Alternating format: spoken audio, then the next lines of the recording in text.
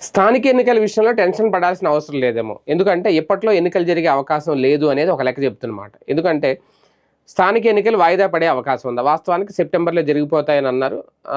అందుకు సంబంధించి పార్టీలు కూడా ప్రిపేర్ అయిపోతున్నాయి. కానీ ఎప్పుడైతే ఈ ప్రక్రియ పూర్తయిన తర్వాత తాజాగా ఇప్పుడు ఓటర్ల జాబితాను అక్టోబర్ 3వ తేదీన విడుదల చేస్తామని చెప్పారు. ప్రస్తుతం అయితే ముసాయిదా జాబితా మాత్రమే అందుబాటులో ఉంది. అయితే దీనికి సంబంధించి అభ్యంతరాల స్వీకరణ కూడా ఆగస్టు 30 వరకు కొనసాగుతుంది. అంటే ఈ నెలాఖరు వరకు కొనసాగుతుంది. అందులో పక్కాగా వివరాలన్నీ వస్తాయి. వచ్చిన తర్వాత అప్పుడు ప్రక్రియలో తొలగించిన ఈ 45 లక్షల మంది ఓట్ల నుంచి కూడా మొత్తం వివరణలో సవరణలు అన్నీ చేస్తారు. లేదు ఎవరు వివరణ ఇవ్వకపోతే అప్పుడు ఖచ్చితమైన ఓటర్లు ఎన్ని ఉన్నాయనేది కూడా చేసి అప్పుడు తర్వాత దాన్ని అనౌన్స్ చేస్తారు. అంటే అక్టోబర్‌లో ఆ లెక్క తేలుతది. అంటే సెప్టెంబర్‌లో తేలదు.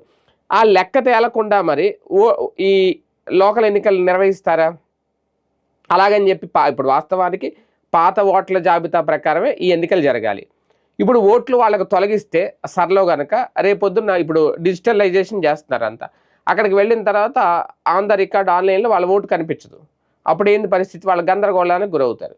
ఈ ప్రక్రియ కంప్లీట్ అయిపోయి ఓటర్ల జాబితాను ప్రకటించేస్తే అప్పుడు సజావుగా సాగే అవకాశం ఉంటుంది. ఇప్పుడు ఇదే చర్చ. అందుకని ఈ నేపథ్యంలోనే ఎన్నికలు వాయిదా పడే అవకాశం. అంటే వాయిదా మీన్స్ ఎన్నికల పోలింగ్ ఎప్పుడు అనేది అక్టోబర్ తర్వాతే 3వ తేదీ తర్వాతే ప్రకటిస్తారు. అంటే సెప్టెంబర్‌లో ఎన్నికలు లేనట్టేనా? లేదు అంటే కాస్తంత వీళ్ళు రిలాక్స్ అయినట్టే. ఈ లోపల దర్జాగా ప్రచారాలు చేసుకోవచ్చు.